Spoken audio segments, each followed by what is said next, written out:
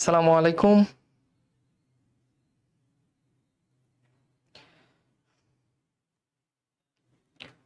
প্রিয় শিক্ষার্থীরা, সবাইকে স্বাগত আমাদের আজকের ক্লাসে। আমার কথা শোনা যাচ্ছে কিনা এবং সাউন্ডটা ঠিক আছে কিনা আমাকে একটু জানিয়ে দিবা। প্রিয় শিক্ষার্থীরা, সবাইকে স্বাগত আমাদের আজকের ক্লাসে।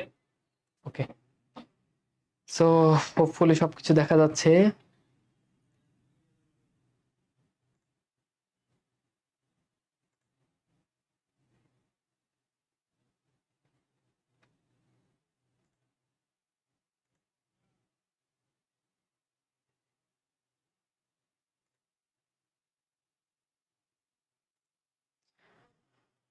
ওকে, ভালো আছেন স্যার? আলহামদুলিল্লাহ ভালো আছি। তোমরা কেমন আছো?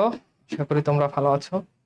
তো ওকে, ফাইন। সো আমার কথা শোনা যাচ্ছে কিনা এবং সবকিছু দেখা যাচ্ছে কিনা আমাকে একটু জানিয়ে দিবা। আমরা আমাদের আজকের ক্লাস, আমরা ছোট্ট একটা প্রবন্ধ নিয়ে আজকের ক্লাসে আলোচনা করব, ঠিক আছে? ওকে, ভেরি গুড। তো আশা করি সবাই ভালো আছো, সুন্দর সুস্থ আছো। আজকে হচ্ছে আমাদের এইচএসসি বাংলা প্রথম পত্র।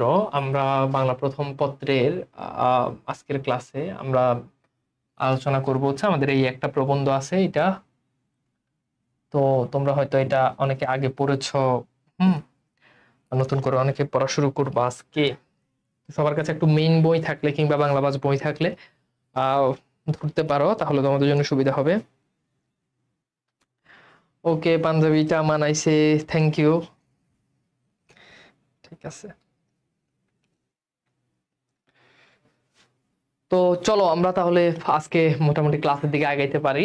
আমাদের আজকে ছোট একটা প্রবন্ধ পড়ানো হবে।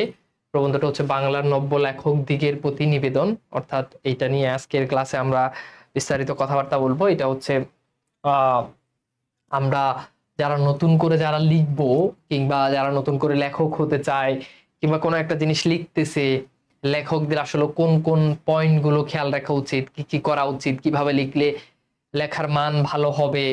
হ্যাঁ, এবং লেখার আগে অনেক সময় আমাদের টার্গেট থাকে কি, যে লিখে অনেক টাকা ইনকাম করে ফেলবো, বই বিক্রি করে কোটিপতি হয়ে যাব, লাখপতি হয়ে যাব। তো এই সব বিষয় নিয়ে লেখক এইটাতে খুব সুন্দর কিছু নতুন লেখকদের প্রতি কিছু অ্যাডভাইস দিয়েছেন। আমরা সেগুলো আজকের ক্লাসে জানার জন্য চেষ্টা করব। ওকে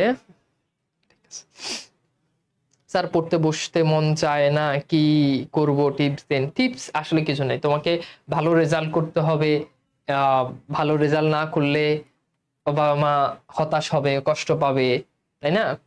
ভবিষ্যৎ অন্ধকার, ভালো রেজাল্ট না করলে ভালো ভার্সিটি চান্স পাবে না, ভালো করে পড়াশোনা না করলে জীবনে ভালো কিছু করার সম্ভাবনা নাই। সো এটাই, এটাকে হচ্ছে মাথায় রাখলে উম পড়তে না, মানে পড়তে বসতে আহ মন না চাওয়ার আসলে কোনো ওয়ে নাই, মানে কোনো কারণ নাই। ওকে, তো এটাই মাথায় রাখতে হবে। তো এই যে তোমাদের বাবা মা এত টাকা তোমাদের পিছনে খরচ করতেছে, কোর্স কিনতেছে, এটা করতেছে, ওইটা করতেছে, সবই তো বাবা মার টাকা, তাই না?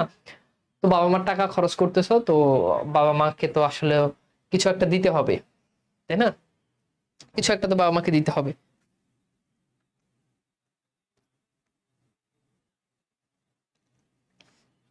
ওকে, সো আমরা তাহলে আমাদের আজকের আলোচনায় যেতে পারি। আজকে আমাদের বাংলা ভার্স 6.0 কোর্সের সম্ভবত 13তম ক্লাস। আহ তোমাদের আমাদের কোর্স নিয়ে তোমাদের কারো কোনো কিছু, মানে কোনো সমস্যা হচ্ছে কিনা? ভালো তো অনেকের কাছে লাগতেছে, বাট টুকটাক কোনো সমস্যা হচ্ছে কিনা, তোমাদের কোনো পরামর্শ থাকলে তোমরা সেগুলো অবশ্যই দিবা। খালি স্যার ভালো হইতেছে, এই হইতেছে, সেই হইতেছে, বুঝতেছি, এটা না। মাঝে মধ্যে তো সমালোচনাও করতে হবে, তাই না? যে ভাইয়া করছে, এটা এইভাবে করলে আরো ভালো হয়, তাহলে তো আমি বুঝতে পারবো, তাই না? আমি তো বলছি যে কোর্সের শুরুতে, যে তোমাদের যখন যে কোনো প্রবলেম, তোমরা ছোটখাটো একদম ছোট প্রবলেম যেটা তোমার চোখে ধরা পড়ছে, সমাধান আছে, আমাকেও তোমরা পরামর্শ দিতে পারো যে ভাই এইভাবে না পড়া ওইভাবে পড়ান। আর থাকে না, এক একজনের এক একটা মতামত তো থাকতে পারে। তো বোর্ডের উজ্জ্বলতা বেশি হয়ে গেছে, আমার উজ্জ্বলতা বেশির কারণে আজকে উজ্জ্বলতা দেখাচ্ছে বেশি, এটা হইতে পারে, তাই না? তো তোমাদের সবকিছু ঠিকঠাক আছে কিনা আমাদের কোর্সে? আসলে তোমরা যে উদ্দেশ্য নিয়ে তোমরা আমাদের কোর্সে ভর্তি হয়েছো, আমি কি আসলে তোমাদের সেই উদ্দেশ্যটা কি ফিল আপ করতে পারতেছি? যেহেতু মোটামুটি দেখতে দেখতে আমাদের অনেকগুলো ক্লাসই তো হয়ে গেছে, তাই না? আহ আজকে তো 13তম ক্লাস, তার মানে 12টা ক্লাস তোমরা অলরেডি করে ফেলেছো। তো তোমাদের সবকিছু ঠিকঠাক লাগতেছে কিনা, আমি তো সবসময় বলি যে তোমাদের এইচএসসির জন্য আমাদের এই বাংলা বাস কোর্সটা বেস্ট, মানে বেস্ট কোর্স। তুমি যদি অনলাইনে যদি কোর্স করতে চাও তাহলে এটা বেস্ট কোর্স। এখন এটা তো খালি মুখে বললে হবে না, তোমরা আসলে সেটা কতটুকু রিসিভ করতে পারতেছো, তোমরা তোমাদের কাছে আসলে আমাদের কোর্সটা কতটুকু হেল্পফুল মনে হচ্ছে, বা যেই টাকাটা দিয়ে আসলে তোমরা কোর্সে এনরোল করছো সেই টাকা অনুযায়ী আমাদের সার্ভিস, আমাদের ক্লাস সবকিছু ঠিকঠাক আছে কিনা এটা একটু জানাও, ঠিক আছে? কোনো সমস্যা নাই ভাইয়া, আমি চাচ্ছি সমস্যাগুলো আসুক, তাহলে আমি সমাধান করতে পারবো আর কি। যদিও কোনো সমস্যা থাকার কথা না, তবুও সমস্যা মনে হতেই পারে। ভাই বাংলা প্রথম পত্র আগে শেষ করলে ভালো হয় না, এটা আসলে করবো না। তোমার কাছে মনে হইতে পারে বাংলা প্রথম পত্র আগে শেষ করলে, আরেকজনের কাছে মনে হইতে পারে বাংলা দ্বিতীয় পত্র শেষ করলে ভালো হয়। তো সবকিছু একসাথেই শেষ হবে। হ্যাঁ, দ্বিতীয় পত্র তো টপিক অনেক কম, এই জন্য দেখবে প্রথম পত্রের ক্লাস বেশি হয়। আমরা 200 নাম্বার পুরোটাই কমপ্লিট করবো ইনশাল্লাহ, ঠিক আছে? ভাইয়া এই গল্পটা কি ইম্পর্টেন্ট? এই যে অবশ্যই সবই ইম্পর্টেন্ট তোমাদের জন্য। এটা কিন্তু 25 ব্যাচে কিন্তু এটা ছিল না, আর এটা গল্প না, এটা কিন্তু প্রবন্ধ। হ্যাঁ হ্যাঁ ভাইয়া সব ঠিক আছে আলহামদুলিল্লাহ, ভালো পড়ান আপনি। ওকে ভাই, উপসর্গ টপিকটা পড়িয়ে দিবেন প্লিজ, কিছুদিন পর কলেজে পরীক্ষা। আমি কিন্তু এটা কিন্তু নিষেধ করছি যে আমার কলেজে, তোমার কলেজের পরীক্ষার জন্য উপসর্গ পড়তে হবে, আরেকজনের কলেজের পরীক্ষার জন্য সমাস পড়তে হবে, আরেকজনের কলেজের পরীক্ষার জন্য আরেকটা পড়তে হবে। তো কাজে এটা তো কলেজ বেস না, এখানে হাজার কলেজের স্টুডেন্ট আছে। তোমার কলেজের হিসাবে তো আমাদের কোর্স চলবে না। আমাদের কোর্সের অলরেডি মডিউল দেওয়া আছে, সেই মডিউল অনুযায়ী প্রত্যেকটা ক্লাস হইতেছে, একদম মডিউলে যা আছে যেভাবে আছে ওটা পড়তেছে, ঠিক আছে? এই যে এটা কিন্তু কোনো প্রবলেম না ভাই। গন্তব্য কাবুল আগে পড়া আগে করালে ভালো হয়, এটা কিন্তু কোনো প্রবলেম না। এই যে কলেজে একজন বলছে গন্তব্য কাবুল আগে পড়ালে ভালো হয়, কলেজে এক্সাম, এটা তোমার কলেজে, এটা কিন্তু আমি অনেক আগেই বলছি। এটা এটা হাজার কলেজে হাজার স্টুডেন্ট, আমার তো হাজার স্টুডেন্টের কথা শুনে আমার কোর্স চালাইলে হবে না। আমার কোর্সের মডিউল দেওয়া আছে, সেই মডিউল অনুযায়ী যাবে। তরবারি বইটা এখনো পাইনি স্যার, তাহলে একটু আমাদের বন্দি পাঠশালায় ইয়েতে যোগাযোগ করো, বই চলে যাবে। সবাই কোর্সে এনরোল করছো মানে বই চলে যাবে, ঠিক আছে? ঠিক আছে, ওকে। তো চলো আমরা তাহলে শুরু করে দিই। তো আগেই আমরা একটু প্রথমেই একটু হচ্ছে লেখক পরিচিতির দিকে একটু তাকাই। আমাদের লেখক পরিচিতি লিখেছেন বঙ্কিমচন্দ্র চট্টোপাধ্যায়, তিনি হচ্ছেন আমাদের এই প্রবন্ধটা লিখেছেন। তো এই প্রবন্ধটাতে আমরা যদি দেখি যে তিনি হচ্ছেন জন্মগ্রহণ করেছেন, এখানে দেওয়া আছে তার সম্পর্কে কোথায় জন্মগ্রহণ করেছেন, কাঁঠালপাড়া গ্রামে, 24 পরগনা জেলায়, কলকাতা বিশ্ববিদ্যালয় প্রথম স্নাতকোত্তর, অর্থাৎ কলকাতা বিশ্ববিদ্যালয় থেকে প্রথম স্নাতকোত্তর যিনি সম্পন্ন করেছেন তিনি হচ্ছেন বঙ্কিমচন্দ্র চট্টোপাধ্যায়। ওকে, ঠিক আছে ভাইয়া, কোপ দিছি, বাংলা পরীক্ষায় সব কমন পড়ছে, গুড। এখনো সব ক্লাস করোই নাই, মাত্র ক্লাস হয়েছে 13টা, এর ভিতরে সব কমন পড়ে গেছে, ঠিক আছে ওকে।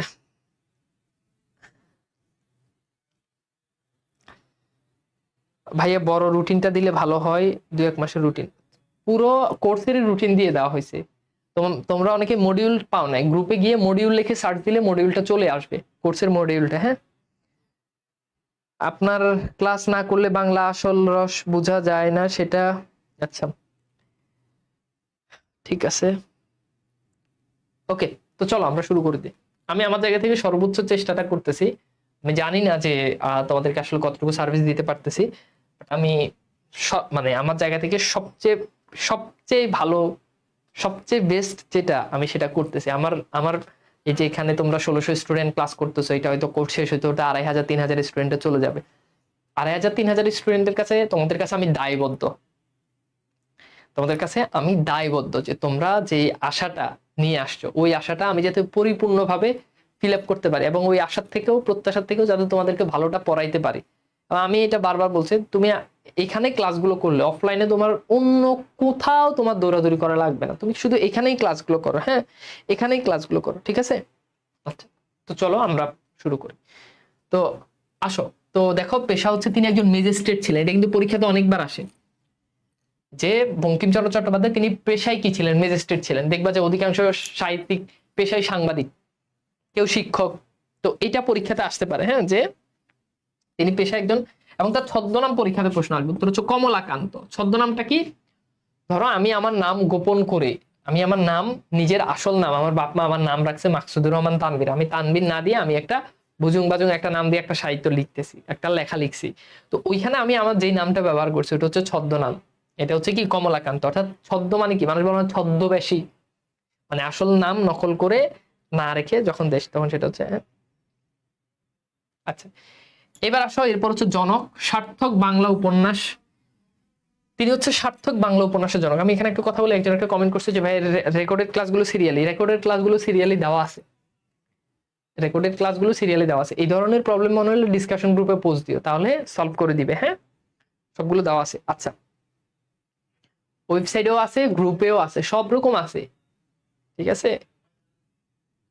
আচ্ছা, এরপর দেখো যে তিনি হচ্ছেন সার্থক বাংলা উপন্যাসের জনক। এখানে তোমাদেরকে একটু জিনিস বলে রাখি, বাংলা সাহিত্যে প্রথম উপন্যাস লিখছে প্যারীচাঁদ মিত্র, আলালের ঘরে দুলাল। পরীক্ষাতে প্রশ্ন আসতে পারে, বাংলা সাহিত্যে প্রথম উপন্যাস আলালের ঘরে দুলাল।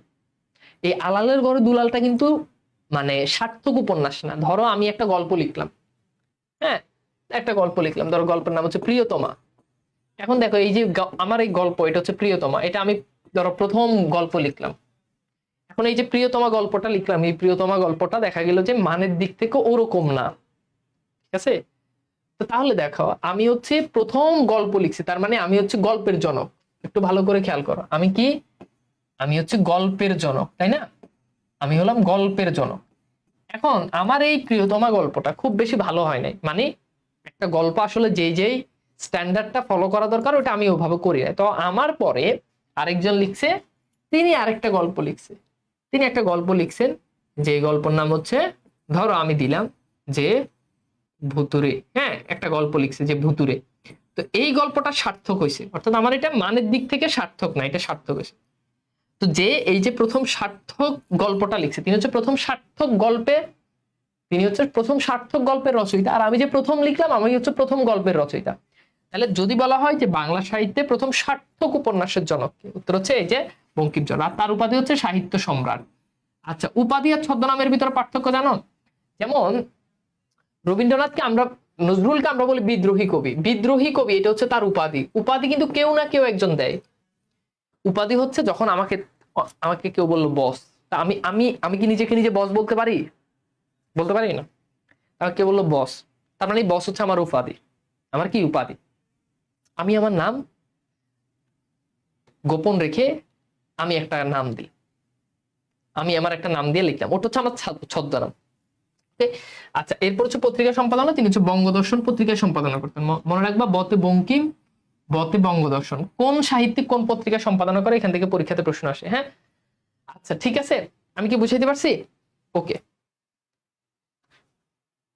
ওকে, ফাইন। তাহলে এখানে হচ্ছে আমাদের লেখক সম্পর্কে প্রাথমিক যে আলোচনা, সেখানে আমরা গেলাম। এরপর আসলে এখানে হচ্ছে লেখকের সাহিত্যকর্ম দেওয়া আছে। প্রবন্ধর ভিতরে লিখেছেন কৃষ্ণ চরিত্র, লোক রহস্য, কমলাকান্তের দপ্তর, সাম্য, বিজ্ঞান রহস্য, বিবিধ প্রবন্ধ। এগুলো হচ্ছে লেখকের প্রবন্ধ। আর তার উপন্যাসের ভিতরে রয়েছে কি, রাজসিংহ, ঠিক আছে। এবং এটা হচ্ছে একটা ঐতিহাসিক উপন্যাস। ঐতিহাসিক উপন্যাস মানে কি, যেগুলো ইতিহাসের কোনো একটা বিষয় নিয়ে লেখা হয়। এরপর রয়েছে কি, সীতারাম। সীতারাম হচ্ছে তার সর্বশেষ উপন্যাস। এরপর হচ্ছে কোপালকুণ্ডলা। এই যে কোপালকুণ্ডলা আছে, এই কোপালকুণ্ডলা উপন্যাসে হচ্ছে, এই কোপালকুণ্ডলা উপন্যাসের নায়িকার নাম হচ্ছে কোপালকুণ্ডলা। ওকে, তো এখানে দেখা যায় কোপালকুণ্ডলা সে বনে বনে মানুষ হয়েছে, মানে বনে বনে সে বড় হয়েছে, বনের মধ্যে থাকতো। ওকে, তো তার সাথে ঘটনা, এটা হচ্ছে বাংলা সাহিত্যে প্রথম রোমান্টিক উপন্যাস হিসাবে ধরা হয় কোপালকুণ্ডলা উপন্যাসকে, বুঝছো? তো এইটা, এরপর হচ্ছে আনন্দমঠ, এরপর হচ্ছে কৃষ্ণকান্তের উইল, এরপর হচ্ছে চন্দ্রশেখর, ইন্দিরা, মৃণালিনী। ওকে, এরপর হচ্ছে বিষবৃক্ষ, দেবী চৌধুরানী, রজনী। দুর্গেশ নন্দিনী হচ্ছে প্রথম সার্থক উপন্যাস। ওই যে বললাম না, বাংলা সাহিত্যে প্রথম সার্থক উপন্যাসের জনক বঙ্কিম, প্রথম সার্থক উপন্যাস হচ্ছে এই যে দুর্গেশ নন্দিনী। আর কাব্যগ্রন্থের গুলোর ভিতরে রয়েছে কি, ললিতা তথা মানস, এটা হচ্ছে তার প্রথম কাব্যগ্রন্থ। এগুলো মোটামুটি পড়লেই হয়ে যাবে লেখক পরিচিতিতে, এগুলো একটু তোমরা একটু টাচ দিয়ে রেখো। তো এখন আসো, এই যে বাংলার নব্য লেখক দিগের প্রতিনিবেদন, এখানে হ্যাঁ এগুলো মুখস্থ করতে হবে, এগুলো পড়ে রাখতে হবে আর কি। তো এটা হচ্ছে প্রথম প্রকাশিত হয় প্রচার নামে একটা পত্রিকা, এই প্রচার পত্রিকাতে এটা প্রথম প্রকাশিত হয়। অর্থাৎ এই যে বাংলার নব্য লেখক দিগের প্রতিনিবেদন, এটা প্রথম কোন পত্রিকায় প্রকাশিত? উত্তর হচ্ছে প্রচার। তারপর হচ্ছে এটা বিবিধ প্রবন্ধ নামক প্রবন্ধতে এটা কি করা হয়, অন্তর্ভুক্ত করা হয়। তাহলে এটা যদি বলা হয় যে বাংলার নব্য লেখক দিগের প্রতিনিবেদন, এই প্রবন্ধটা প্রথম কোন কোন প্রবন্ধ, এই প্রবন্ধটা কোন প্রবন্ধ থেকে সংকলন করা হয়েছে? উত্তর হচ্ছে বিবিধ প্রবন্ধ। উত্তর কি? উত্তর হচ্ছে বিবিধ প্রবন্ধ। সালগুলো মনে রাখতে পারলে পারবা, নাইলে নাই, ছেড়ে দিবা। আচ্ছা, এইবার আসো আমরা মূল কথাবার্তা, যদি আমি তোমাদেরকে আগে একবার বলেছি, বুঝতে পারতেছো? বাংলার নব্য, নব্য মানে হচ্ছে নতুন, নব্য মানে কি, নতুন, ঠিক আছে। আর লেখক দিগের মানে হচ্ছে লেখকদের প্রতিনিবেদন, অর্থাৎ যারা নতুন লেখক, যারা নতুন করে লেখা শুরু করতে চায়, কপালকুণ্ডলা সিরিয়াল দেখেছি স্টার জলসায়, তাই স্টার জলসা আছে, আমি তো আসলে জানি না যে এটা আসলে মূল ঘটনাটা কি, মূল ঘটনাটা কি ওটা আসলে জানি না, যে কপালকুণ্ডলার মানে স্টার জলসাতে কি কি দেখাইছে, বাট মূল ঘটনাটা কি ওইটা স্টার জলসাতে আসলে কোন ঘটনা ওইটা আমি জানি না, নাকি নামে ওইটাও জানি না। ঠিক আছে ভাই, নোট করতে হবে কি না ফার্স্ট পেপার কবিতা ছাড়া গদ্য পদ্য প্রবন্ধ এগুলো নোট করা লাগবে না, বাংলাবাজ বই থাকলে ওটা সাথে নিলেই হবে। তো এখানে আমরা একটু মূল ভাবের দিকে যদি যাই, যে খ্যাতি বা অর্থের উদ্দেশ্যে লেখা নয়, ওই যে লিখে ভরপুর টাকা ইনকাম করে ফেলবো এই উদ্দেশ্যে লেখা যাবে না, লিখতে হবে মানুষের কল্যাণ সাধন কিংবা সৌন্দর্য সৃষ্টির অভিপ্রায়, অভিপ্রায় মানে হচ্ছে উদ্দেশ্যে বা ইচ্ছায়। তার মানে কি, অর্থাৎ লিখে অনেক টাকার মালিক হয়ে যাব এরকম না, লিখতে হবে কিভাবে, লিখতে হবে যে মানুষের কল্যাণ সাধনের জন্য। দুনিয়াতে যত বড় বড় যারা লেখক হয়েছে কারো মাথায় এই চিন্তা ছিল না যে আমি লিখে অনেক টাকার মালিক হবো, এই চিন্তা কারো মাথায় ছিল না। আমি এই যে তোমরা যে আমার বাংলাবাজ বই পড়ো, বাংলাবাজ বই লেখার আগে আমি কখনো আমার মাথায় এটা আসেই নাই যে আমি এই এই বইটা থেকে অনেক টাকা ইনকাম করব, এই চিন্তা আমার মাথায় আসে নাই। বই ভালো, লেখা ভালো, সহজ করে লিখছি, এখন টাকা ইনকাম হইতেছে না। তো কাজে লেখার আগে এইটা চিন্তা করা যাবে না যে লিখে অনেক টাকার মালিক হয়ে যাবো। হ্যাঁ, বঙ্কিমচন্দ্রের মতে অসত্য, নীতি নৈতিকতা বিরোধী কিংবা পরনিন্দার উদ্দেশ্য প্রণোদিত বা স্বার্থতাড়িত লেখা পরিহার করা বাঞ্ছনীয়। অর্থাৎ অসত্য, মিথ্যা একটা জিনিসকে আমি আমার লেখার মধ্যে তুলে দিলাম। আমাদের স্বাধীনতার সময় অনেক বই আছে যেগুলোতে পলিটিক্যাল কারণে, রাজনৈতিক কারণে স্বাধীনতার আসল যে ঘটনা, ওই ঘটনাটাকে তারা কি করছে, পলিটিক্যাল কারণে নিজের দল মত এগুলোর প্রায়োরিটি দিতে গিয়ে সত্যটাকে কি করছে, তারা মিথ্যা বানাই দিছে। নীতি নৈতিকতা বিরোধী লেখা লেখা যাবে না, নীতি নৈতিকতা বিরোধী। তাহলে আমি এমন একটা গল্প লিখলাম, আমি এমন একটা কবিতার বই লিখলাম যে কবিতাতে প্রেমের কবিতা ঠিক আছে কিন্তু প্রেম নাই, আছে অশ্লীলতা, কবিতার মধ্যে মন নয় তোমার শরীর ছুতে চাই। তো নীতি নৈতিকতা সম্পূর্ণ লেখা লিখতে হবে। আছে না আমাদের অনেক কবিরা, আছে না আমাদের অনেক কবিরা কবিতা লিখে মন নয় শরীর ছুতে চাই, এখন শরীর ছোঁয়া কি উদ্দেশ্য, তার মানে এটা নীতি নৈতিকতা বিবর্জিত, এই ধরনের লেখা লেখা যাবে না। কবিতার বই লিখতে গিয়ে, প্রেমের কবিতা লিখতে গিয়ে যদি উস্কাই দাও, হ্যাঁ যে ভরপুর প্রেম করো, আরো যা যা আছে সব করিয়া ফেলো, সমস্যা নেই, তাহলে তো হবে না। এই ধরনের লেখা লেখা যাবে না। পরনিন্দার উদ্দেশ্যে লেখা যাবে, লিখলাম লেখার মধ্যে আরেকজনের খালি গালাগালি করলাম, আরেকজনের ইচ্ছা মতো বকলাম, তার সমালোচনা করলাম, পরনিন্দা, এটা করা যাবে না। তিনি বলতে চান নতুন লেখকরা কিছু লিখে তাৎক্ষণিকভাবে না ছাপিয়ে কিছুদিন অপেক্ষা করে পুনরায় পাঠ করলে লেখাটি সমৃদ্ধ হয়ে উঠবে। যার যে বিষয়ে অধিকার নেই সে বিষয়ে লেখার চেষ্টা যেমন অনুচিত, তেমনি লেখার বিদ্যা জাহির করা প্রবণতাকেও তিনি নিন্দনীয় বলে মনে করে। সেখানে অনেকগুলো ব্যাপার আছে। লিখে তাৎক্ষণিক লেখা ছাপাই ফেলবো। প্রত্যেক বছর যখন বইমেলা আসে, বইমেলা আসলে কি দেখা যায়, বইমেলা আসলে দেখা যায় একজন লেখক 4-5টা বই একসাথে বাইর করে। কেমনে ভাই, 4-5টা বই এক বছরের ভিতরে কি লেখা সম্ভব? তো লিখে কি করে, এটা দেখে না, যা লিখছে তা দিয়ে এটাতে ছাপাই দিতেছে না। তুমি যখন লেখা লিখবা, বারবার যখন ওটা যখন পড়বা, তখন ওই ভুলগুলো তোমার চোখের সামনে ভাসবে, ওইটা তোমাকে করতে হবে। এরপর বলছে যে যেই বিষয় যার অধিকার নেই সে সেই বিষয় লেখা। এখন ধরো আমি পড়াই বাংলা, এখন আমি যদি ইংরেজি কবিতার বই বাইর করি তাহলে কি এটা হবে বলো? আমি পড়াই বাংলা, আমি যদি বিজ্ঞানের বই বাইর করি এটা হবে? এই বিষয়ে আমার অধিকার, মানে জ্ঞানের অধিকার আছে না? এই বিষয় তো আমার কি নাই, এলেম নাই। তো যে বিষয় তোমার এলেম নাই সে বিষয় লিখতে তুমি সারা বছর করো ভণ্ডামি, বইমেলা আসলে তোমার বই বাইর হয়ে যায়। তোমার কাম অন্যটা, তুমি প্রতি বছর বইমেলা আসলে তুমি অমুক বই বাইর করো, তমুক বই, তাহলে তোমার লেখার মান ভালো হবে না। স্বাভাবিক, এটা তো স্বাভাবিক। আমি একটা বাংলা একটা টপিকের উপর লিখলে যেই লেখাটা লিখতে পারবো, যে সারা জীবন বাংলা বই ধরেও নাই, ওই টপিকের উপর লিখলে কি সেম হবে? হবে না। এখন আমি মনে করো বায়োলজি জীবনে পারি না, বুঝি না, এখন আমি 2 কলম পড়াশোনা করে আমি যদি বলি না বায়োলজি বই আমি লিখে ফেলবো, আমার পক্ষে কি সম্ভব বলো? তখন কি ভালো হবে? ভালো হবে না। এটা কি সম্ভব? সম্ভব না। কথা বুঝছো? তার মানে এটা করা যাবে না। এরপর বলছে লেখে নিজেকে জাহির করা যাবে না, যে আমি লিখছি আমার বই সেরা, এই জাহির করার প্রবণতাটা আনা যাবে না। ওই যে দেখবা যে অনেক সময় লেখক নিজেরা বই বাইর করে বলে যে এই বই পড়লে আর মানে অনেক কিছু, নিজের ঢোল নিজে পিটানো, এই যেটা আমি একেবারেই পারি না, তোমরা খুব ভালো করে জানো, এই জায়গাতে আমি খুবই অনভিজ্ঞ, এটা করা যাবে না। এরপর হচ্ছে যে বলছে সারল্যকে তিনি সকলের অলংকার বলে মনে করেন, অর্থাৎ লেখার জন্য লেখা ভালোভাবে মানে লেখার মান ভালো করার জন্য সহজভাবে লিখতে হবে। কঠিন ভাষায় লিখলে লেখা ভালো হবে না, পাঠক সেটা পছন্দ করবে না। তো অনেকগুলো দিক নির্দেশনা তিনি দিয়েছেন, বুঝতে পারতেছো মূল ভাবটা পড়ে। এখন অনেকগুলো শব্দার্থ এখানে আছে, শব্দার্থগুলো যখন আমি পড়াবো তখন হচ্ছে আমি শব্দার্থগুলো বলে দিব, স্লাইডে দেওয়া আছে, তোমরা পড়ে নিবে। তো লেখক এখানে মোট 13টি বা অনেকে বলেন 12টি, এক এক জায়গায় এক একটা, হোয়াট এভার, বাট আমরা 13টাই পড়বো। 13টা পয়েন্টে তিনি হচ্ছে নতুন লেখকদের প্রতি তিনি কিছু উপদেশ দিয়েছেন। আমরা সেই উপদেশগুলো আজকের ক্লাসে জানার জন্য চেষ্টা করব।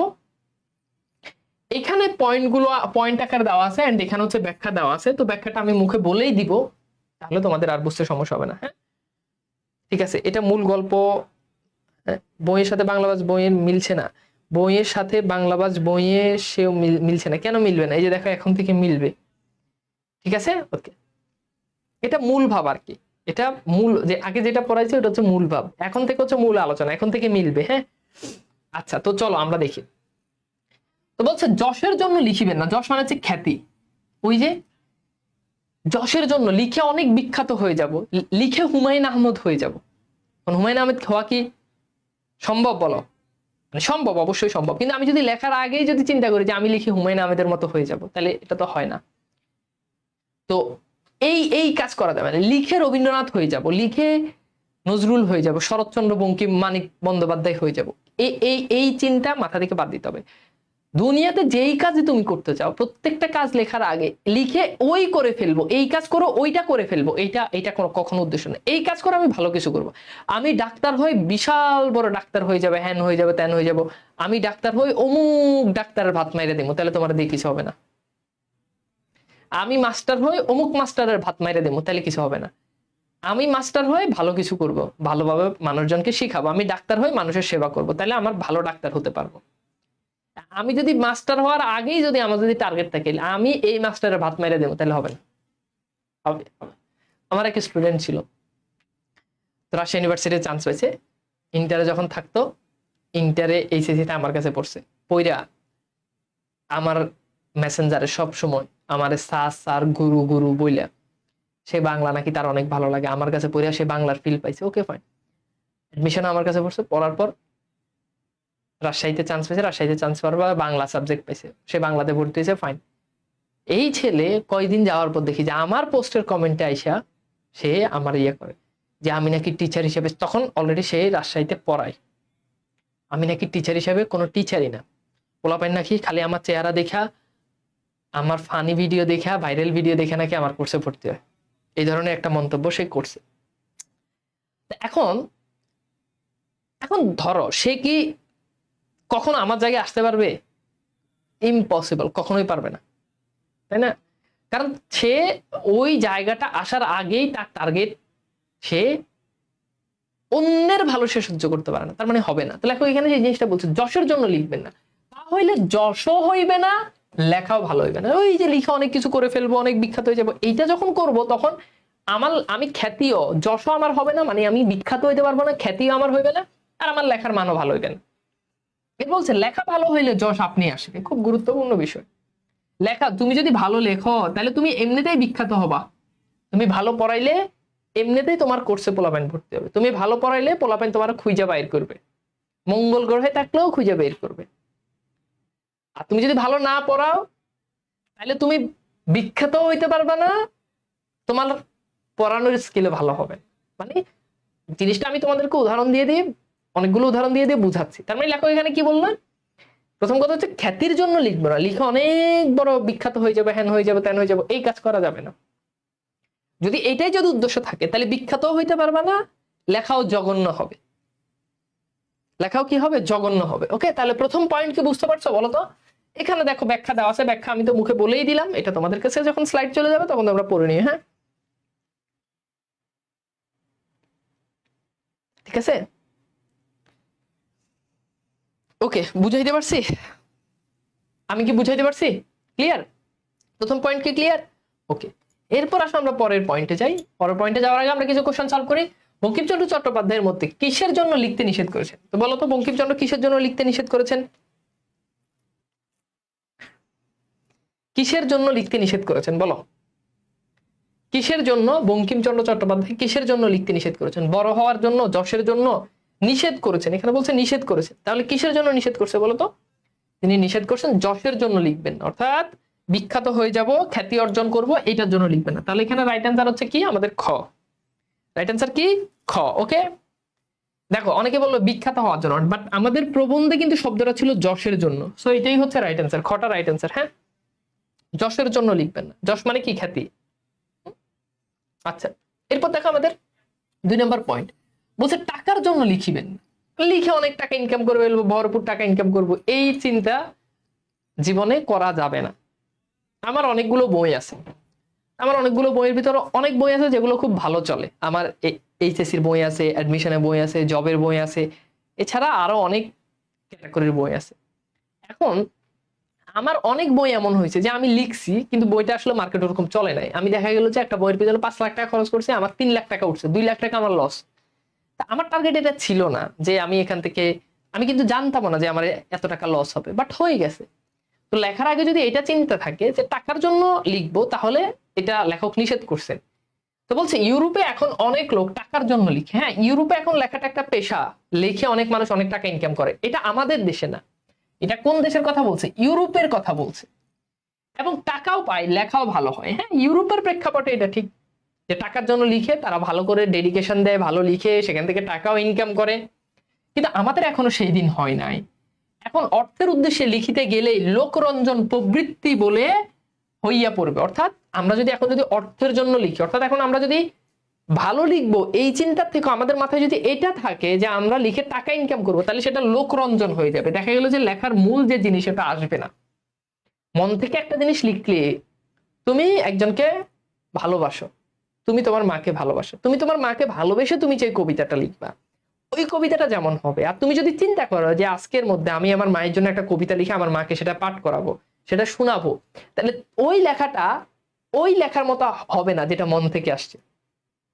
কথা বুঝাইতে পারছি? তোমার যদি বলি যে তুমি এখন এই টপিকের উপর একটা লেখো, তুমি ইনস্ট্যান্ট সেটা লিখবা, কিন্তু লেখাটা ভালো হবে না।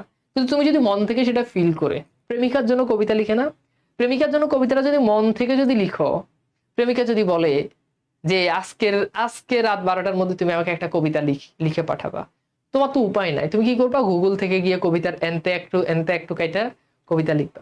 কিন্তু প্রেমিকা যদি না বলে যে কবিতার লেখা দাও, তুমি যদি নিজের থেকে যদি প্রেমিকার জন্য একটা কবিতা লিখো, তাহলে সেই কবিতা আর সময় জুড়ে দেওয়া সেই কবিতা, অন্য টার্গেট নেওয়া, তাহলে কি এক হবে? হবে না। তো এই জন্য এটা বলছে যে টাকার জন্য লেখা যাবে না। এখন আমাদিগর দেশে সাধারণ পাঠকের রুচি ও শিক্ষা বিবেচনা করিয়া লোকরঞ্জন করিতে গেলে রচনা বিকৃত অনিষ্টকর হয়ে উঠবে। ওই যে আমাদের দেশে ভালো জিনিস মানুষ, এখন আমরা যদি টার্গেট যদি থাকে এইটা, যেমন অনেকেই এখন ফেসবুকে কন্টেন্ট বানায়।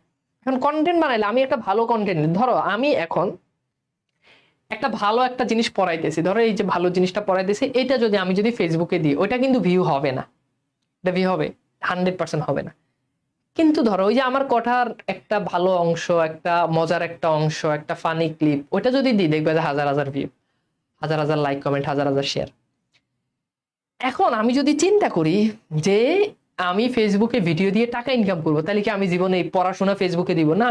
আমি দুষ্টামি, ফাইজলামি, মজা মাস্তি এগুলো ফেসবুকে দিব, এগুলো তোমরা ধুমে শেয়ার করবা। লেখক এই জিনিসটাই বলছে যে তুমি যদি সাধারণ মানুষকে টার্গেট করে যদি লিখো যে কোন লেখাটা মানুষ খাবে, তাহলে ওই যে ভালো জিনিস মানুষ খাবে না। মানুষ ভালো বই মেলাতে বিক্রি হয়, এখন আর ভালো বই মেলাতে বিক্রি হয় না। একটা সময় হুমায়ুন আহমেদ বই মেলাতে বই বিক্রি হইতো একটা সময়। এখন বই কাদের বিক্রি? এখন বই বিক্রি যে ভাইরাল তার বই ভালো বিক্রি হয়। এখন আমাদের ডাক্তার সাবরিনা বই লিখে, আমাদের অনেকেই এখন ভাইরাল, হিরো আলম বই লিখে। আমি বলছি না তাদের বই খারাপ, তাই না? কিন্তু আগে কি হতো? আগে মানুষ হুমায়ুন আহমেদরা লিখে ভাইরাল হয়েছে, লিখে তারা খ্যাতি অর্জন করছে, আর এখন খ্যাতি অর্জনের পরে বই লিখে। এখন মানুষ তো ভালো জিনিস খায় না। তুমি যদি ওই মানুষের চাহিদা অনুযায়ী লিখতে যাও, তাহলে কখনোই ভালো জিনিস লিখতে পারো। তখন অখাদ্য তোমাকে লিখতে হবে, খারাপ জিনিস লিখতে হবে, ওই জিনিস মার্কেটে খাবে ভালো। তাহলে বোঝা গেল? তাহলে কি বলছে? বলছে যে টাকার জন্য লিখবেন না, লোকরঞ্জনের জন্য লিখবেন না। কোন জিনিস লেখক মানুষ, কোন জিনিস মানুষ বেশি পছন্দ করবে, কোন জিনিস লিখলে মানুষ, এখন ধরো একটা ভালো মায়ের জন্য কবিতা লিখলে এই কবিতার বই কেউ কিনবে কিনবে না, ওটা যদি কিনে 10 জন, আর গার্লফ্রেন্ড পটানোর যদি একটা বই লিখে গার্লফ্রেন্ড পটানোর 101টি টিপস, ওইটা মনে করো হাজার হাজার সেল হয়, তাই না? ওটা ওটা হাজার হাজার সেল। তো ভালো জিনিস কি মানুষ কিনবে কিনবে না, এখন ওই টার্গেট যদি থাকে যে বই বিক্রি করতে হবে, বিক্রি করে অর্থ উপার্জন করতে হবে, তাহলে ওই মায়ের জন্য বই লিখবে না, বাপের জন্য বই লিখবে না, ভালো জিনিস নিয়ে বই লিখবে না, বই লিখবে ওই যে গার্লফ্রেন্ড পটানোর, মেয়ে পটানোর 101টি কৌশল, ওইটা ভালো চলবে। তখন দেখা যাচ্ছে লেখা আসলে কি উপযুক্ত হবে না, ভালো লিখতে পারবে না। ইউরোপে এখন অনেক লোক কিসের জন্য লিখে? যশের জন্য, টাকার জন্য। এখানে বলছে ইউরোপের অনেক লোক,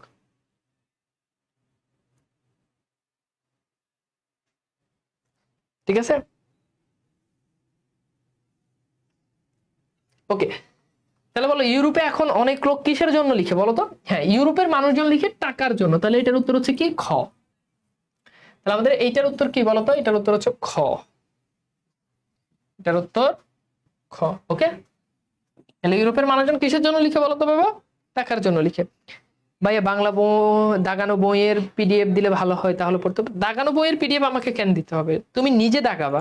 আমি যদি মানে আবদারের একটা সীমা আছে, ওই সীমাটাকে অতিক্রম করে ফেলে। দাগানো বই তো তুমি দাগাবা, দাগানো বই আমার কেন দিতে হবে? ওটা তো তুমি নিজে দাগাবা।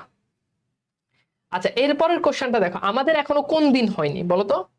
আমাদের এখনো কোন দিন হয়নি? খ্যাতির জন্য লেখার দিন হয়নি, টাকার জন্য লেখার দিন হয়নি, বিখ্যাত, এটা বিখ্যাত হবে, হ্যাঁ বিখ্যাত হওয়ার জন্য, বড় সাহিত্যের জন্য। তো আমাদের এখনো কোন দিন হয় নাই বলো তো? আমাদের এখনো কোন দিন হয় নাই বলো? তাহলে আমাদের এখনো এই দিনটা হয়, টাকার জন্য লেখার দিন হয় নাই। ওকে, তো এটার উত্তর হচ্ছে খ। আচ্ছা, এরপর দেখো আমাদের এখনো কোন দিন হয় নাই, এটা তো বললাম যে এটা একটু কোশ্চেনটা ভুল আছে এটা। এরপর দেখো আমরা একটু 3 নাম্বার পয়েন্টে যাই। 3 নাম্বার পয়েন্টে বলছে, যদি মনে হয় এমন বুঝিতে পারেন যে লিখিয়া দেশ ও মনুষ্য জাতির, মনুষ্য জাতি মানে হচ্ছে মানব জাতির, মনুষ্য জাতির কিছু মঙ্গল সাধন করা যায়, হ্যাঁ মনুষ্য জাতির কিছু মঙ্গল সাধন করিতে পারেন অথবা সৌন্দর্য সৃষ্টি করতে পারেন, তবে অবশ্যই লিখিবেন। অর্থাৎ লেখক বলতেছেন যে যদি মনে হয় না আমি লিখে মানুষের উন্নতি করব, লিখে সৌন্দর্য সৃষ্টি করব, অর্থাৎ এমন জিনিস তৈরি করব যেটা মানুষের মধ্যে সৌন্দর্য তৈরি করবে, হ্যাঁ তাহলে আপনি লিখেন। যাহারা অন্য উদ্দেশ্যে লিখেন তাহাদিগের যাত্রাওয়ালা প্রবৃত্তি নিজ ব্যবসায়ীর সঙ্গে গণ্য করিয়া যাইতে পারে। লেখক বলছে কি, মানব জাতির উন্নয়ন করার জন্য যদি লিখো তাহলে ঠিক আছে, আর যদি মনে হয় না অন্য উদ্দেশ্যে, অন্য উদ্দেশ্যে কি টাকার জন্য লেখা, তাই না, ফেমাস হওয়ার জন্য লেখা, তাই না, লেখক হওয়ার জন্য লেখা, লিখলে লেখা যাবে যে লেখক, লেখক অমুক লেখক, এই উদ্দেশ্যে লিখলে এটাকে লেখক বলা যাবে না, লেখক এটাকে বলছে যাত্রাওয়ালা, নিজ ব্যবসায়ী। এটা ব্যবসায়ী, এটা লেখক হবে না, ওটা তখন হয়ে যাবে ব্যবসায়ী, এবং এটা হয়ে যাবে যাত্রাওয়ালাদের মতো, যাত্রাওয়ালা। ঠিক আছে, এখন প্রশ্ন হচ্ছে যাত্রাওয়ালা মানে, যাত্রাওয়ালা হচ্ছে তখনকার সমাজে একটা মানে নিচু শ্রেণীর মানুষ যারা যেন অনেকে নাচ গান করে টাকা ইনকাম করে, তখন তো যাত্রাওয়ালাদেরকে কেউ আসলে দামই দিত না। এখন না তোমার এই টিকটক প্রজন্মে এসে যারা নাচে তাদের অনেক দাম, নাচলে এখন ভাইরাল, নাচলেই নাচের ভিডিও মিলিয়ন বিলিয়ন ভিউজ, তাই না? তো তখন তো এরা ছিল নর্তকী, তখন রাজা বাদশাহ তারা মনোরঞ্জনের জন্য নর্তকী ভাড়া করতো, নর্তকী ভাড়া করতো। এখন আমরা ফেসবুক ইনস্টা খুললেই কি নর্তকী দেখি। তো তাদেরকে এরকম যাত্রাওয়ালাদের সাথে তুলনা করেছেন। আগে তো তোমার, এখন তো যেমন ফেসবুক ইউটিউব টেলিভিশন অ্যাভেলেবেল, তখন মানুষজন এরকম নাচ দেখার জন্য কি করতো, তো যাত্রার আয়োজন করতো, বুঝছো?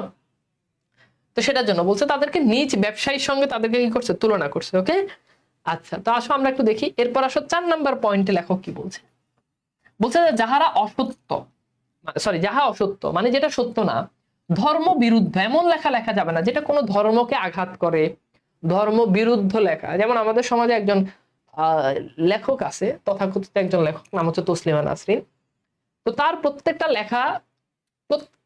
লেখা তার কাজ হচ্ছে ধর্ম বিরুদ্ধে লেখা, মানে কোন একটা ধর্মের আমি গঠনমূলক সমালোচনা করতে পারি, কিন্তু কোনো ধর্মকে আঘাত দিয়ে লেখা এটা করা যাবে না। তার লেখাগুলো এমন।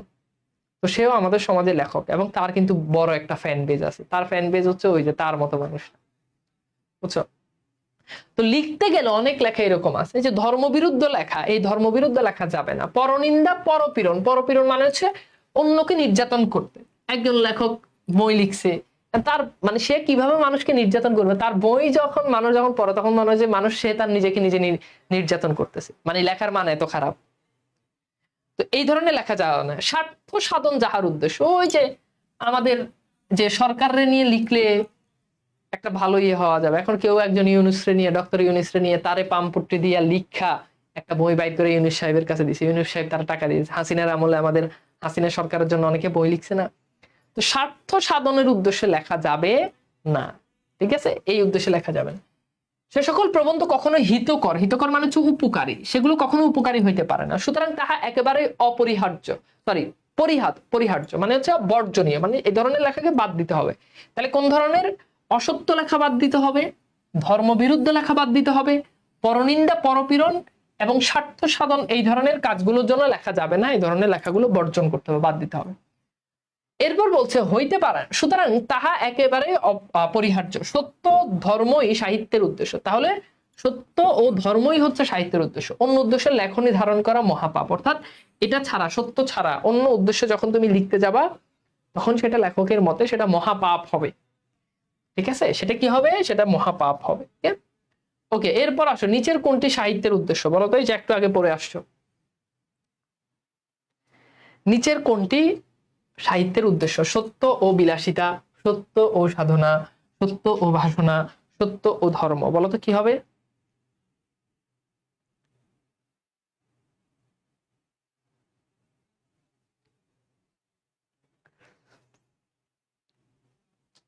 তাহলে বলতো, এই যে একটু আগে পড়ে আসছো, দেখো এই যে এখানে পড়ে আসছো, এই যে সত্য ও ধর্ম, তাহলে এটার উত্তর হচ্ছে কি? সত্য ধর্ম, অর্থাৎ এটার রাইট অ্যান্সার হচ্ছে ডি। সঠিক উত্তর কি হবে বলতো? এটা সঠিক উত্তর হচ্ছে ডি, এটা হচ্ছে রাইট অ্যান্সার। হ্যাঁ, ওকে। এরপর আসলে আমরা একটু 5 নম্বরে যাই। 5 নম্বরে বলছে যাহা লিখিবেন তাহা হঠাৎ ছাপাইবেন না। আজকে লিখলাম, লেখা শেষ, তারপরের দিনে এটা প্রেসে পাঠাই দিলাম, ছাপাখানায় পাঠাই দিলাম, ওটা ছাপাই ফেলছে, এই কাজ করা যাবে না। কিছু কাল ফেলিয়ে রাখুন, কাল বলতে এখানে বোঝানো হচ্ছে সময়, কিছু সময় ধরে ওই লেখাটা ফেলে রাখুন। যেমন আমি যখন বই লিখি তখন কোন একটা বই লেখার পর ওই বইটা নিজে আগে একবার ভালো করে সময় নিয়ে দেখি কোনো ভুল ত্রুটি আছে কিনা, আবার অন্যকে দিয়ে বইটা দেখাই যে ভুল আছে কিনা, তারপরেও তো ভুল থেকে যায়, তাই না? তো বলছে যে ওই লেখার পরে সাথে সাথে ওটাকে ছাপাই ফেলবেন না, ওইটা কিছু সময় নিজের কাছে রাখেন, কিছু কাল পরে উহা সংশোধন করবেন, অর্থাৎ কিছু সময় পরে লেখার পর ওটা আস্তে আস্তে কি করবেন? সংশোধন করবেন।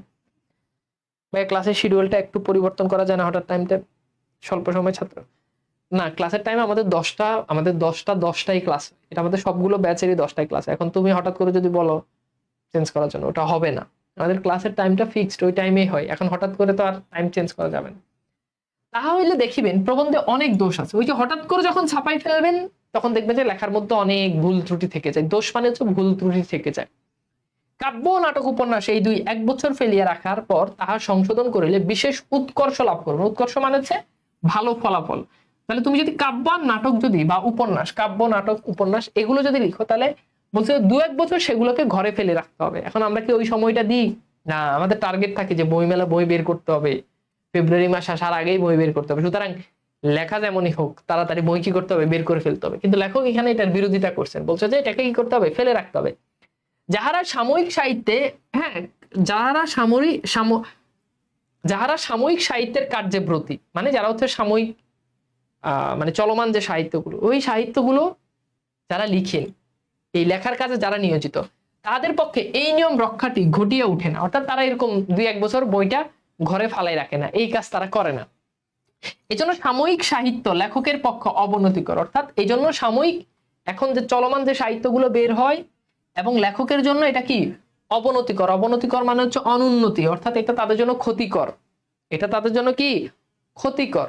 ওকে, তাহলে বুঝতে পারছো এখানে কি বলছে? 5 নম্বর পয়েন্টে বলছে যে লেখাটা লেখার পর এটা ফেলে রাখেন, যদি কাব্য নাটক উপন্যাস লেখেন তাহলে সেটা 2-1 বছর ঘরে রাখেন, তাহলে এটা করতে হবে। ওকে, তাহলে এটা ভালো ফল পাবেন।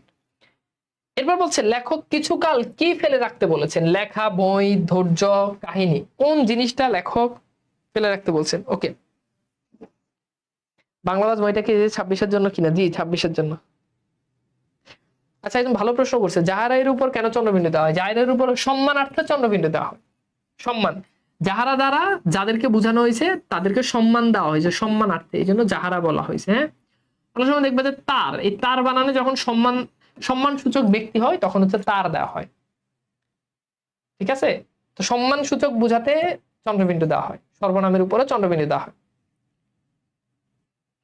ভাই এমসিকিউ গুলো কি বোর্ডের? হ্যাঁ বোর্ডের আছে, আবার এমনিতেও আছে, সবকিছু মিলে আছে। তাহলে উত্তর হচ্ছে কি লেখা, এটার উত্তর হচ্ছে কি লেখা। অনেকে এটার উত্তর করবা বই, না লেখক কিন্তু বইয়ের কথা বলে নাই, লেখক বলছে লেখার কথা। ওকে, বুঝাইতে পারছি?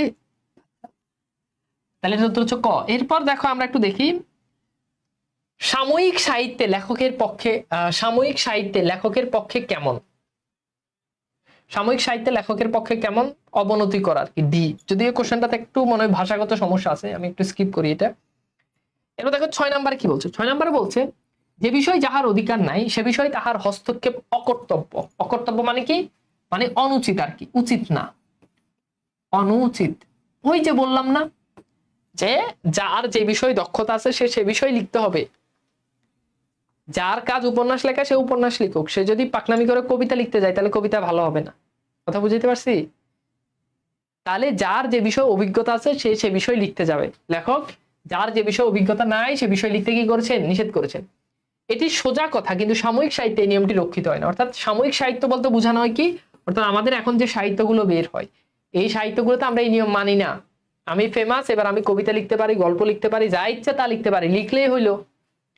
ওই যে এইবারের আগের এই বছরের আগের বছর বই বের হয়েছে, বই বের হয়েছে ওই যে কি জানি, ওই যে বিয়ে করছে না একটা বয়স্ক লোক একটা কম বয়সে একটা মেয়ের বিয়ে করছে, কি জানি মোস্তাক আর কি তিশা, তো লিখে ফেলছে।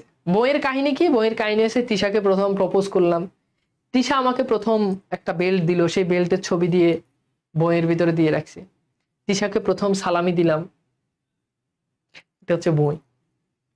এখন বলছে যে যে বিষয়টা আমরা তো এখন এটা মানি না, আমরা আসলে কোন জায়গাতে লেখার দক্ষতা আছে ওইটাই আমি বুঝি না, বাট আমার মন চাইছে যে আমি এখন একটা বই লেখা দরকার, আমি এটা লিখে ফেলছি, বাট এটা কোনো টপিক কিছু নাই, যা মন চাই তা লিখে ফেললাম। এটা করা যাবে না। যার যে বিষয় দক্ষতা আছে সে বিষয় লিখতে হবে, তা না হলে লেখা ভালো। ওই যে বললাম না যে আমি পড়াই বাংলা, আমি কি ইংরেজি বই লিখতে পারবো না, এটা তো সম্ভব না। আচ্ছা এরপর আসো 7 নাম্বার। 7 নাম্বার বলছে বিদ্যা প্রকাশের চেষ্টা করিবেন না। লিখতে গিয়ে আমি অনেক জ্ঞানী, অনেকে কি করে যে লিখতে গিয়ে অনেক লিখতে গিয়ে মানে ভাষারে অনেক কঠিন করে ফেলে, কঠিন করে ফেললে পাঠক বুঝবে যে লেখক অনেক জ্ঞানী, এই কাজ করা যাবে না, তাই না? তো বলছে বিদ্যা প্রকাশ করতে যাবেন না, লেখার মধ্যে আমি অনেক পণ্ডিত, আমি অনেক ভালো লেখক, এই ধরনের এগুলো নিজেকে জাহির করতে যাবেন না। বিদ্যা থাকিলে তাহা এমনি প্রকাশ পায়। আমি যদি আমার ভেতরে যদি এলেম থাকে তাহলে আমার লেখার মধ্যে এলেম প্রকাশ পাবে। আমি ক্লাসে আইসা যদি আমি যদি বলাই যে আমি অস্থির পড়াই, জোস পড়াই, হ্যান ত্যান, তাহলে হবে। আমি এই কথা বলে আমি যখন ক্লাসটা যখন নিব তখন আমি যে আসলে কত ভালো পড়াই এটা অটোমেটিক প্রমাণ হয়ে যাবে। তাহলে আমার কি গলাবাজি করার দরকার আছে? নাই। তো সেটাই বলছে যে তোমার ভিতরে যদি বিদ্যা থাকে তাহলে তুমি সেটাকে জাহির করতে যাবে না, সেটা অটোমেটিক প্রকাশ পেয়ে যাবে। এর বলছে চেষ্টা করিতে হয় না। বিদ্যা প্রকাশের চেষ্টা পাঠককে অতিশয় বিরক্তকর। এখন লেখক যদি লিখতে গিয়ে খালি নিজের ঢোল নিজে পিটায়, নিজে যে অনেক জ্ঞানী এটা যদি বুঝাতে যায় তাহলে পাঠকের কাছে ওই বই আর পড়তে ভালো লাগবে না। এবং রচনা পরিপাঠ্যের বিশেষ হানিজনক মানে অপমানজনক। রচনার যে পরিপাঠ মানে রচনার যে সৌন্দর্য ওইটা নষ্ট হবে। এখনকার প্রবন্ধে ইংরেজি, সংস্কৃত, ফার্সি, জার্মান কোটেশন বড় বেশি দেখিতে পাই। লেখকরা যখন লিখে, ওই যে আমাদের অনেকে আছে না যে কথা বলে, বাংলা কথা বলো, কিন্তু কথা বলতে গেলে বাংলা কথার ভিতরে প্রতি এক বাক্যের ভিতরে 2-3টা ইংরেজি শব্দ থাকে না? সো, বাট আছে না, অনেকে আছে সো, কথা কথায় সো হোয়াই, মানে এই ধরনের শব্দগুলো আমাদের এখন মুখের একটা ইয়ে হয়ে গেছে। অনেকেই আছে যে এক লাইন বাংলা বলে, এক লাইনের ভিতরে 3টা ইংরেজি শব্দ থাকে, মানে এই সব বললে মনে হয় যে একটু মাঝে মধ্যে একটু ইংরেজি 2-4টা শব্দ দিয়ে দিলে মনে হয় যে নিজেকে মানে খুব পশ ভাবা যায়। এটা লেখক বলছে লেখার ক্ষেত্রে ওই কাজ করা যাবে না। তুমি বাংলা লিখলে বাংলা লিখো, বাংলা লেখার ভিতরে অনেকে কি করে ইংরেজি, সংস্কৃত, ফার্সি, জার্মান ইত্যাদি কোটেশন মানে হচ্ছে লেখা আর কি, বিভিন্ন লেখা কোট করে আর কি, এই ধরনের লেখাগুলো তারা দেয়।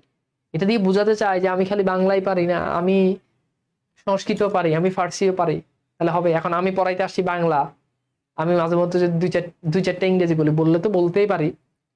ইংরেজিতে তোমরা কি মনে করো ইংরেজি আমি পারি না? অবশ্যই পারি। আমার আইএলটিএস এর স্কোর জানো তোমরা? হ্যাঁ, জানলে থ মাইরা যাবে, বুঝছো? যদিও আমি এখন আইএলটিএস দিই নাই। তো এটা এই কাজ করা যাবে না, অর্থাৎ লিখলে যেভাবে লিখতেছো ওভাবেই লিখতে হবে, অন্য ভাষার কোটেশন ব্যবহার করা যাবে না। যে ভাষা আপনি জানেন না, পরের গ্রন্থের সাহায্যে সে ভাষা হইতে কদাচ, কদাচ মানে কখনো কখনো, কখনো কখনো উদ্ধৃতি করবেন না। আমি ইংরেজি পারি না, তাহলে আমার লেখার মধ্যে আমি ইংরেজি দুই চারটা চ্যাটজিপিটি থেকে, গুগল থেকে, উইকিপিডিয়া থেকে দুই চারটা লাইন এনে এটা লেখার ভিতরে ঢুকানো তো দরকার না। আমি তো ইংরেজি পারি না, তাহলে দরকার কি? আমি তো সংস্কৃত পারি না, তাহলে সংস্কৃত উদ্ধৃতি আনার দরকার নাই, আছে না? এটা এটা খুব গুরুত্বপূর্ণ, ঠিক আছে? বুঝছো? গেল 7 নাম্বার পয়েন্ট। এরপর আসলে আমরা কিছু কোশ্চেন সলভ করি। এখনকার প্রবন্ধে ইংরেজি ফার্সি ভাষার কোনটি দেখা যায়? ইংরেজি ফার্সি ভাষার কোনটি দেখা যায় বলো তো?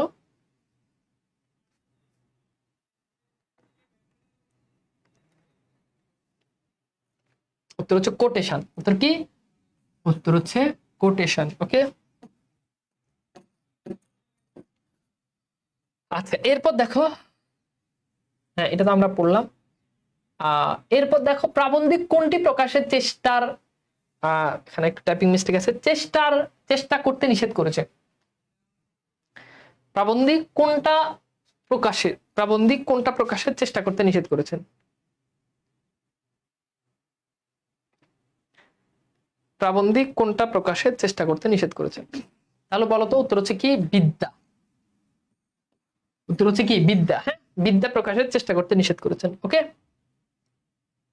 ওকে, এরপর আসো আমরা একটু দেখি, এইখানে যাই। এরপর আসো 8 নাম্বার, অলংকার প্রয়োগ বা রসিকতার জন্য চেষ্টিত হইবেন না। আচ্ছা, অলংকার মানে কি? লেখার অলংকার মানে, অলংকার হচ্ছে সাহিত্যের একটা শাখা, ছন্দ অলংকার। তো এই অলংকারটা প্রয়োগ করতে যাবে না। খুব সহজ কথা হচ্ছে, অলংকার হচ্ছে লেখা সৌন্দর্য করার জন্য, মানে লেখার বিভিন্ন ধরনের অলংকার আছে, অলংকারের আবার অনেকগুলো টাইপ আছে। তো অলংকার নিয়ে আমি ডিটেলস আলোচনা করবো না, তাহলে তোমরা এটা বুঝতেও পারবে না, ধরতেও পারবে না। তো অলংকারটা হচ্ছে, সহজ কথা হচ্ছে, লেখাকে বেশি মডিফাই করতে যাবেন না। খুব সহজ করে বলে, লেখাকে বেশি মডিফাই করতে যাবেন না।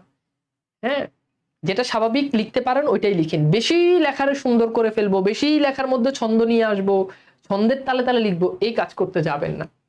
রসিকতা করতে যাবেন না, লেখার মধ্যে একটু দুষ্টামি ফাইজলামি করি, পাঠকের সাথে একটু দুষ্টামি করলাম, একটু রসিকতার জন্য লেখার মধ্যে কিছু রসিক, কিছু ফানি জিনিস নিয়ে আসলাম, এটা করা যাবে না। একটু কিচ্ছা কাহিনী লেখার মধ্যে ঢুকাই দিলাম, এটা করা যাবে না। স্থানে স্থানে অলংকার বা ব্যঙ্গের প্রয়োজন নেই। একটু ব্যঙ্গ করে লেখা, একটু টিটকারি করে লেখা, একটু তিরস্কার করে লেখা, এটা লেখক সমালোচনা করেছেন। লেখকের ভান্ডারে সামগ্রী থাকিলে প্রয়োজন মতো আপনি আসিয়ে পৌঁছাবে। এখন ধরো আমি খুব রসিক মানুষ, এখন আমি একেবারে আমার মোড অফ থাকলো, আমার কথার মধ্যে কিছু রসিকতা চলে আসবে, এটা স্বাভাবিক। এখন যে মনে করে সারাদিন মুখ ফুলে বসে থাকে, সে যদি চেষ্টাও করে যে সে আমার মতো রসিকতা করবে ক্লাসে, সে কি এটা পারবে? তাকে দিয়ে এটা জীবন বোম মারলেও এটা তাকে দিয়ে হবে না, হবে হবে না। তো এই জিনিসটাই বলছে যে ভেতরে যদি থাকে তাহলে সেটা এমনিতেই হবে। ওই যে ভেতরে যদি এলেম থাকে, ভালো পড়াইতে পারলে ভালো পড়াইতে পারবা তুমি, ওই বৈশা পড়াইলেও ভালো পড়াইতে পারবা, দাঁড়ায় পড়াইলেও, শুয়ে পড়াইলেও ভালো পড়াইতে পারবা। আর ভালো পড়াইতে না পারলে যতই চেষ্টা করো সেটা হবে না। তো ভিতরে যদি এলেম থাকে, ভিতরে যদি জ্ঞান থাকে, তো সেটা লেখার মধ্যে এমনিতেই ফুটে উঠবে। ভান্ডারে না থাকিলে মাথা কুটিলেও আসিবে না। ওই যে ভেতরে যদি না থাকে তাহলে যতই চেষ্টা করো ওটা আর আসবে না। এরপর বলছে অসময় বা শূন্য ভান্ডারে অলংকার প্রয়োগ বা রসিকতার চেষ্টার মতো কদর্য মানে হচ্ছে ঘৃণা, আর কিছুই নেই। অর্থাৎ রসিকতা তোমার ভিতরে নাই, তুমি চাইলেই সেটাকে রসিকতা করতে গেলে সেটা মানুষ আর রসিকতা হিসেবে নিবে না। অনেক জিনিস আমি বললে তোমার কাছে ভালো লাগবে, এই এক জিনিস আমি তোমার একটা গল্প আমি তোমার রসিকতা করে বললে ভালো লাগবে, কিন্তু সেম জিনিসটা আরেকজনের মুখ থেকে শুনতে তোমার ভালো লাগবে না, কারণ আমার মুখে মধু, তার মুখে ওই মধুটা নাই। সেই বোঝার জন্য বলতেছি। ওই জিনিসটি লেখক বলছে যে অহেতুক রসিকতা লেখার মধ্যে করা যাবে না। লেখকের ভান্ডারে থাকলে আপনি চলে আসে কি, অলংকার, ভাষা, কোনটা আসে বলতো?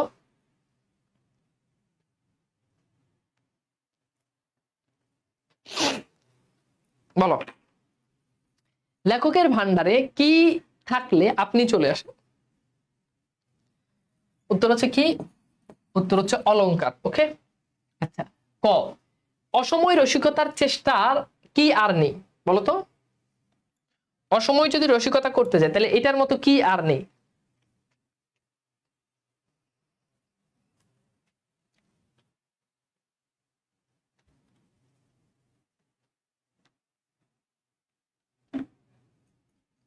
তাহলে উত্তর হচ্ছে কি? কদর্য, মানে কি? ঘৃণা। ওকে, তাহলে এটার উত্তর হচ্ছে ডি, শেষেরটা। হ্যাঁ, আচ্ছা, এরপর আসো 9 নম্বর পয়েন্ট। 9 নম্বর পয়েন্টে বলছে, যে স্থানে অলংকার বা ব্যঙ্গ বড় সুন্দর বলিয়া বোধ হইবে সেই স্থানটি কাটিয়ে দিবে, এটি প্রাচীন বিধি। অর্থাৎ যে স্থানে অলংকার বা ব্যঙ্গ বড় সুন্দর বলিয়া বোধ হইবে সেই স্থানটা কেটে দিতে হবে। অর্থাৎ যদি কখনো লেখার ক্ষেত্রে আমাদের কাছে যদি মনে হয় যে এটা এটা এটা দেওয়া উচিত হয় না, আমরা সেটাকে কেটে দিব। আমি সে কথা বলি না, অর্থাৎ আমি সেই কথা বলতেছি না। যদি কখনো মনে হয় যে এই জায়গাটা একটু রসিকতা করা দরকার, তা করবো, সমস্যা নেই। একেবারেই রসিকতা রাখা যাবে না, ব্যাপারটা এরকম না।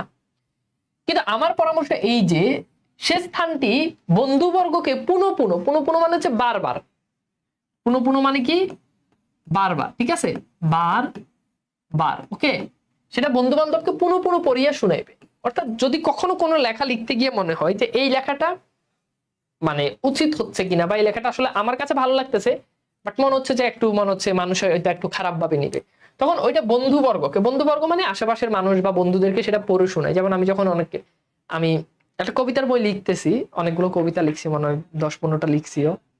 তো আমি মাঝে মধ্যে কবিতাগুলো অন্য আরেকজনকে লিখে পাঠাই যে এটা একটু পড়ে দেখো, তার কাছ থেকে আমি মতামত শুনি যে আসলে আমার কবিতাটা কেমন। বাট আমি আসলে সাহস করতে পারতেছি না যে আমি একটা কবিতার বই বাইর করব, যদি ভালো না হয়, ধরো পড়াই বাংলা, এখন কবিতার বইয়ের মান যদি মানে একজন আমার যে ইমেজ সেই ইমেজের সাথে যদি না যায়, এখন অন্য 8-10 জনের মতো চাইলে আমি যে কোনো একটা হাবিজাবি লিখে বই বাইর করে দিতে পারি না। তো এখন ওই জিনিসটাই লেখো, আমি যেটা করি, আমি মাঝে মধ্যে মানুষকে পাঠাই একটু পড়ে দেখেন ঠিক আছে কিনা। সে আবার পরে আমাকে জানায় যে এটা মনে হয় এমনি এমনি এমনি এমনি করলে ভালো হয়, বা লেখাটা অত ভালো হয়নি, বা ভালো হয়েছে, অনেক ভালো হয়েছে। তো এটা করতে হবে যে সেটা মানুষদেরকে পড়ে শোনাইতে হবে, তাহলে বোঝা যাবে। যদি ভালো না হইয়া থাকে তবে সে 2-4 বার পড়িলে লেখকের নিজেই আর উহা ভালো লাগবে না। অর্থাৎ আমার কাছে যদি আমার কিছু কবিতা আছে যেটা আমার কাছে খুব ভালো লাগে, আমি পড়লে আমার কাছে মনে হয় না এটা ভালো হয়েছে, তো এটা আমি 2-4 বার পড়লে আমার কাছেই ভালো লাগে। আর যেটা ভালো না ওটা আমি কয়েকবার পড়লে আমার কাছে মনে হয় ধুর, এই লেখা আমার সাথে যায় না, এটা 6-7-এর 9-10-এর বাচ্চার লেখা, ওটা আমি আর রাখি না, বুঝছো? এটাই বলছে, বন্ধুবর্গের নিকট পড়িতে লজ্জা করিবে। অর্থাৎ যে জিনিসটা তুমি নিজে পড়তেই লজ্জা পাবা, তোমার কাছে ভালো লাগবে না, ওটা তুমি বন্ধুদের নিকট পড়তেই লজ্জা পাবা, তাহলে ওইটা আর বইতে দেওয়া যাবে না। ওকে, তখন উহা কাটিয়ে দিবে। অর্থাৎ যদি সেটা যদি আরেকজনের কাছে পড়তেই যদি লজ্জা লাগে, তাহলে ওইটা রাখার দরকার নাই, ওটা কেটে দিতে হবে। ওটা কি করতে হবে? ওটা কেটে দিতে হবে। ওকে, তো এবার দেখো আমরা একটু কোশ্চেন সলভ করি। কোথায় অলংকার বা ব্যঙ্গ প্রয়োজন মতো আসে না? উর্বর ভান্ডারে, সুন্দর ভান্ডারে, শূন্য ভান্ডারে, কুৎসিত ভান্ডারে, কোনটা হবে বলো তো?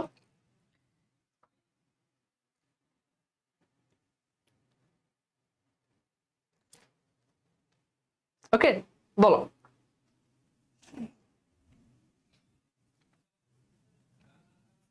তাহলে উত্তর হচ্ছে কি? শূন্য ভান্ডারে। তোর কি? শূন্য ভান্ডারে। ওকে, আচ্ছা, এরপর আসলে আমরা 10 নম্বর পয়েন্টে চলে যাই। এখানে 2টা পয়েন্ট আছে একই সাথে।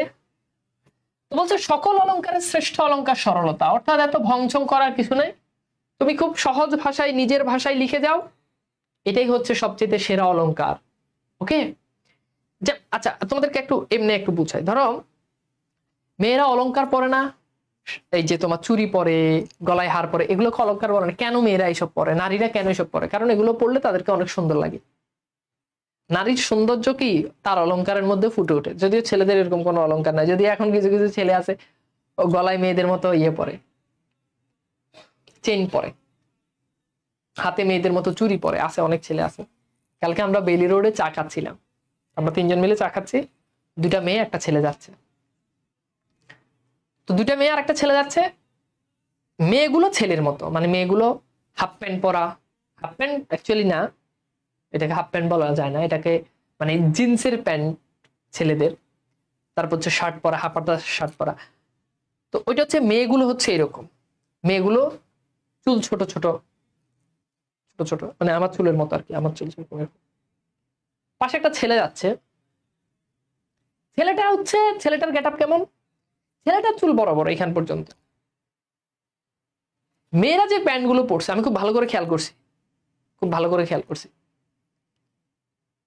মানে ভালো করে খেয়াল করছে বলতো ওই মেয়েরা দেখে, কিছু মেয়ে আছে না অনেক সুন্দর শাড়ি টাড়ি পরলে এমনিতেই চোখ যায়, সব ছেলেদের চোখ যায়, তো ওদের উপর, ওই মেয়েগুলোর উপর আমার চোখ গেছে, কিন্তু ওইভাবে চোখ যায় নাই, মানে একটা মেয়েরা দেখলে ছেলেদের যেরকম চোখ যায় ওরকম চোখ যায় না, মানে খুব কৌতূহল বশত চোখ গেছে।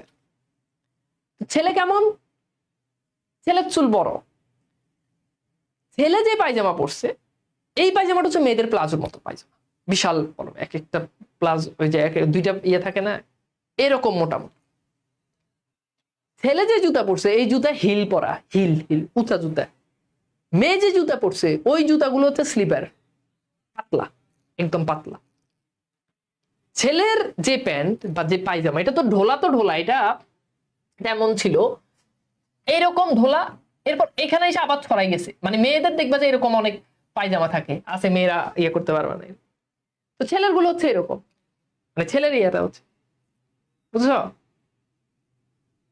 ছেলে পড়ছে ফুল হাতার এই মেয়েদের ওই যে টপস নাকি এটাকে সম্ভবত টপস বলে, এই টপস গুলোর মতো। ছেলের গলায় চেন দেওয়া, আমি 100% শিওর যে ছেলে বিটিএস, মানে আমি দেখলে বোঝা যায় যে ছেলে বিটিএস। তা এখন যেটা হইতেছে, আমি জানি কোথা থেকে গেলাম, আমি ভুলে গেলাম কোথা থেকে জানি আমি গেলাম, ও যে সহজ করে আমি কোন পয়েন্ট থেকে গেছি আমি নিজে ভুলে গেছি, যাই হোক বাদ দাও।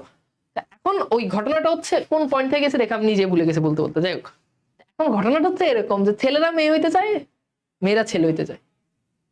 তো সকল অলংকারের শ্রেষ্ঠ অলংকার হচ্ছে সরলতা, অর্থাৎ সরল ভাবে সেটাকে ফুটাই তুলতে হবে, এটার মধ্যে কৃত্রিমতা আনা যাবে না। অনেকেই দেখবা যে খুব স্টাইল করে, কিছু মানুষ আছে তাদের কথাবার্তা এমনিতেই কথার একটা স্টাইল আছে, একটা বাচন ভঙ্গি আছে, আবার কিছু মানুষ আছে যাদের কথা বলতেই স্টাইল করে, ন্যাকামি করে। তার কথা কি তোমার ভালো লাগবে? ন্যাচারালি আমি এখন যে কথা বলতেছি ওই কথাটা শুনতে ভালো লাগছে, কিন্তু আমি যদি ক্লাসে এসে বলি যে আমরা আজকে এটা পড়বো, এই পড়াটা খুবই ইম্পর্টেন্ট, দেখো খুব ভালো করে খেয়াল করে দেখো, আজকে তোমাদেরকে যেই পড়াটা আমি পড়াতে যাচ্ছি এটা তোমাদের এসএসসি পরীক্ষার জন্য খুবই ইম্পর্টেন্ট, এই পড়াটা তোমরা খুব মনোযোগ সহকারে পড়বা, তাহলে অনেক ভালোভাবে তোমরা বুঝতে পারবা, এখান থেকে তোমাদের একটা সিকিউ মাস্ট আসবে, এন্ড অনেক ধরনের এমসিকিউ তোমাদের এখান থেকে আসবে। এটা কি শুনতে ভালো লাগে লেডিস লেডিস? মানে কেমন না একটা, যে কোনো জিনিস কথা বলার ক্ষেত্রে যেটা ন্যাচারালি ওটা ভালো লাগবে, কিন্তু ওই জিনিসটার ভিতরে তুমি যদি কৃত্রিম জিনিস ঢুকাইতে যাও, বেশি স্টাইল করতে যাও, ওটা কিন্তু আর ভালো লাগবে না। তো লেখার ক্ষেত্রে এরকম যে সরল ভাবে লিখলে ওইটাই হচ্ছে লেখকের মতো সবচেয়ে শ্রেষ্ঠ সরলতা। যিনি সোজা কথায় আপনার মনের ভাব সহজে পাঠককে বুঝাইতে পারেন তিনি শ্রেষ্ঠ লেখক। খুব গুরুত্বপূর্ণ লাইন বলছে।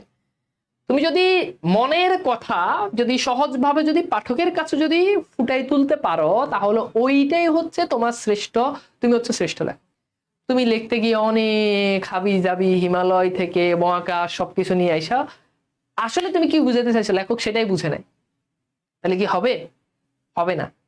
দেখবা টিচারদের ক্ষেত্রে এরকম, অনেক টিচার আছে অনেক কঠিন জিনিস খুব সহজে বুঝাইতে পারে, আবার অনেক টিচার আছে অনেক কঠিন জিনিস যেটা তুমি বুঝো না, ইউটিউবে গিয়ে তার ক্লাস দেখার পর তুমি যে আগে একটু বুঝতা ওইটাই তুমি এখন আউলা ঝাউলা লাগাই দিছো। আছে লেখক বলছে শ্রেষ্ঠ লেখককে যে মনের ভাব পাঠককে সহজে বুঝাইতে পারে তিনি হচ্ছেন শ্রেষ্ঠ লেখক। কেননা লেখার উদ্দেশ্য পাঠককে বুঝুন, অর্থাৎ পাঠককে বুঝানো এটাই হচ্ছে লেখার উদ্দেশ্য। এরপর আসে 11 নাম্বার, কাহারও অনুকরণ করিও না। কাহারও অনুকরণ করে লিখতে গিয়ে ওই যে অমুক লেখকের মতো আমি হুমায়ুন আহমেদের মতো লিখবো এই জন্য তার লেখা আমি কপি করব, এটা করা যাবে না, এটা করা যাবে না। যে কোনো জায়গায় কাউকে অনুকরণ করা যাবে না। হ্যাঁ তার জিনিস দেখতে পারো বাট তার থেকে ভালোটা করতে হবে, কিন্তু তার মতো করতে হবে এরকম না। অনুকরণের দোষগুলো অনুকৃত, অনুকৃত মানে হচ্ছে অনুকরণ করা হয়েছে এমন, অর্থাৎ তুমি যদি কাউকে অনুকরণ করো তোমার লেখার মধ্যে ওটা ফুটে উঠবে। তুমি যদি আমার ক্লাস করে তুমি যদি আবার আমার মতো করে পড়াইতে যাও তাহলে পোলাপেন দেখলে বুঝবে যে এই ভাই তানভীর ভাইয়ের ক্লাস কপি করে, হবে না, তাই না? তার মানে কাউকে অনুকরণ করা যাবে না, অনুকরণ করলে সেটা অনুকৃত হবে, মানে এটা অনুকরণ করার দোষ হবে। এরপর বলছে অমুক ইংরেজি বা সংস্কৃত বাংলা লেখক এইরূপ লিখিয়েছেন, আমিও এইরূপ লিখিব। এই কথা কদাপি, কদাপি মানে হচ্ছে কখনো, কদাপি মানে কি কখনো, শব্দার্থগুলো বলে দিচ্ছি। কখনো স্থান দিও না, অর্থাৎ আমি ওই লেখকের মতোই লিখবো, এটাকে কখনো মনের মধ্যে স্থান দেওয়া যাবে না। আমি আমার মতো লিখবো। লেখাটা হচ্ছে নিজের মন থেকে আসার বিষয়, আমার মন থেকে যেটা আসবে আমি ওইটাই লিখবো। আমি অমুক লেখকের মতো লিখবো, তার মতো করে লিখবো, এই কাজ করা যাবে না। ওকে, আচ্ছা, তো এইবার আসো আমরা একটু দেখি সকল অলংকারের শ্রেষ্ঠ অলংকার কোনটি বলতো। ঠিক আছে, সকল অলংকারের শ্রেষ্ঠ অলংকার কোনটি?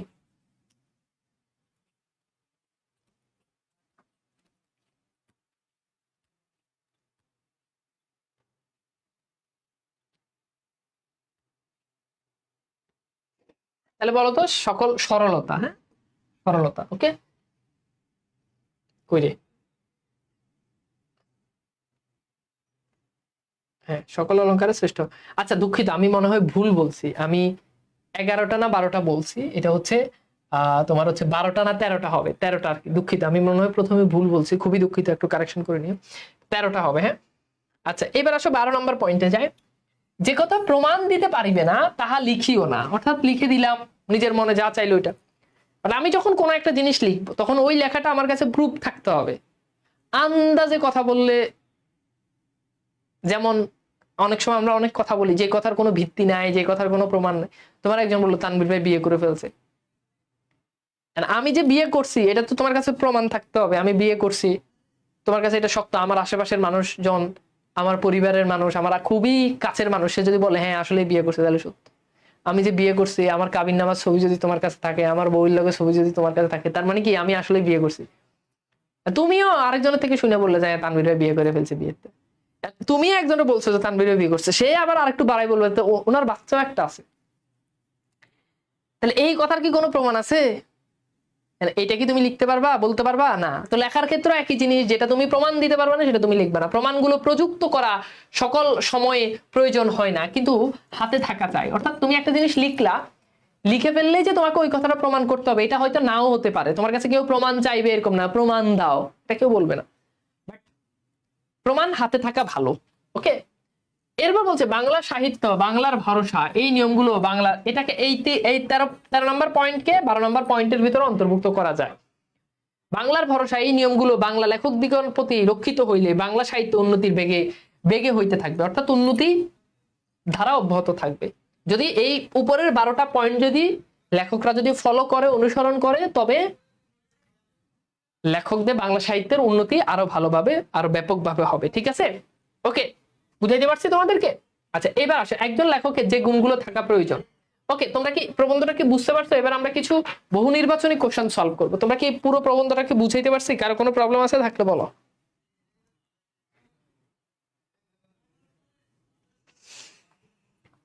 বুঝাইতে পারছি? কোনো প্রবলেম আছে?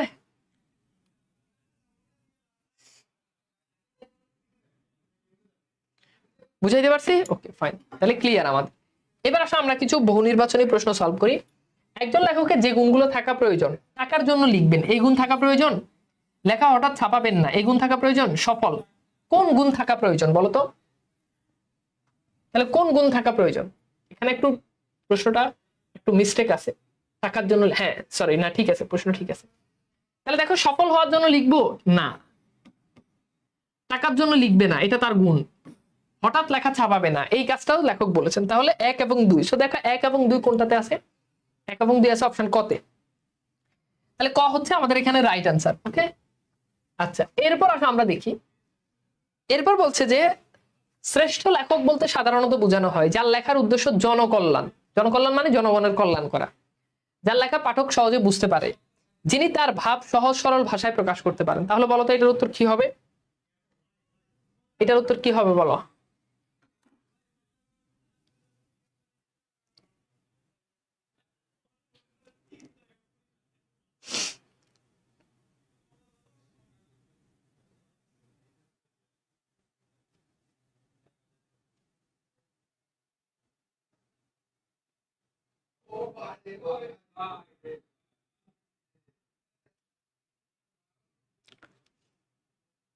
ওকে, আচ্ছা তাহলে দেখো এটার উত্তর হচ্ছে কি, এটার উত্তর হচ্ছে তিনোটাই হবে, তাই না? দেখো জনগণের কল্যাণ হতে হবে লেখার মধ্য দিয়ে, সহজে বুঝতে হবে এবং মনের ভাব সহজে প্রকাশ করতে হবে। এরপর বলছে প্রাবন্ধিকের মতে লেখার উদ্দেশ্য হওয়া কোনটি? প্রাবন্ধিকের মতে লেখার উদ্দেশ্য হওয়া উচিত কোনটা? সৌন্দর্য সৃষ্টি করা, দেশের মঙ্গল সাধন করা, মানব কল্যাণ করা। তাহলে এখানে কোনটা হবে বলতো? এখানেও আমাদের তিনটেই রাইট অ্যান্সার। কোন রচনা লিখে দু একবার ফেলে রাখতে হবে? বলো কোন রচনা?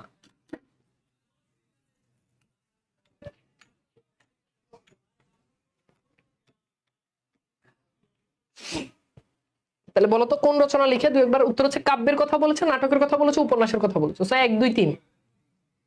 সাহিত্যের উদ্দেশ্য হলো সত্য ও সুন্দরের চর্চা, পাঠকের মনোরঞ্জন, মানব জাতির কল্যাণ সাধন। বলতো কোনটা হবে? দেখো সাহিত্যের উদ্দেশ্য কি পাঠকের মনোরঞ্জন করা? না, মনোরঞ্জন করা এটা কখনোই বলে নাই। তার মানে 1 এবং 3। 1 এবং 3 আছে অপশন খতে, এটাই হচ্ছে রাইট আনসার। অলংকার শব্দটির অর্থ কি? ভূষণ, প্রসাধন, শোভা। উত্তর আসলে তিনটাই হয়। ভূষণ মানে হচ্ছে যেটা, ভূষণ মানে হচ্ছে অলংকার আর কি। প্রসাধন মানে হচ্ছে যেটা দিয়ে সাজে, অলংকার দিয়ে মানুষ সাজে না। শোভা মানে হচ্ছে যেটা মানুষ পরে, যেটা পড়লে শোভা পায়, মানুষ বলে না। তিনটাই রাইট আনসার। ওকে, সো আজকের ক্লাসটা তোমাদের কাছে কেমন লাগলো একটু জানিয়ে দাও। এসএসসি 26 ব্যাচ, তোমরা এই জিনিসগুলো তোমাদের সিলেবাসে 25 ব্যাচ পর্যন্ত এগুলো আসলে ছিল না, বাট এগুলো কন্টেন্ট অনেক গোছাতে অনেক সময় লাগছে যেহেতু জিনিসগুলো নতুন। তো আমি চেষ্টা করছি যে অনেক ইনফরমেটিভ ভাবে তোমাদেরকে জিনিসগুলো প্রত্যেকটা, এই প্রবন্ধটা আমি চাইলে কিন্তু তোমাদেরকে মানে মার্চ করে 2-3টা টপিক একসাথে বলা দিতে পারতাম, বাট আমি খুব সময় নিয়ে, যেহেতু তোমাদের হাতে সময় আছে, তো আমাকে একটু সময় দাও, আমার সাথে থাকো ইনশাল্লাহ। আমি যেহেতু দায়িত্ব নিছি ইনশাল্লাহ আমি খুব ভালোভাবে সেটা শেষ করবো। তো আজকের ক্লাসটা কেমন লেগেছে অবশ্যই জানিয়ে দিবা। And তোমাদের কাছে একটা মানবিক আবেদন যে তোমাদের যদি আমাদের কোর্স করে তোমরা যদি উপকৃত হও অবশ্যই তোমরা বলবা, এটা তোমাদের কাছে আমার আবেদন। শিক্ষক হিসাবে, বড় ভাই হিসাবে, তোমাদের অনেক বন্ধু বান্ধবী অনেকেই আছে, অনেকে আবার জানতে চায় আমাদের কোর্সটা কেমন। সো সেই জায়গা থেকে তোমরা যদি অবশ্যই, আমি যদি তোমাদেরকে ভালোটা দিতে পারি এবং তোমরা যদি সন্তুষ্ট থাকো, আশা করি ইনশাল্লাহ তোমরা বলবা, ঠিক আছে? তো তাহলে সবাই ভালো থাকো, আজকের মতো বিদায় নিচ্ছি। হ্যাঁ, যে কোনো প্রবলেম থাকলে তোমরা ডিসকাশন গ্রুপে পোস্ট দিবা। ওকে, আল্লাহ হাফেজ।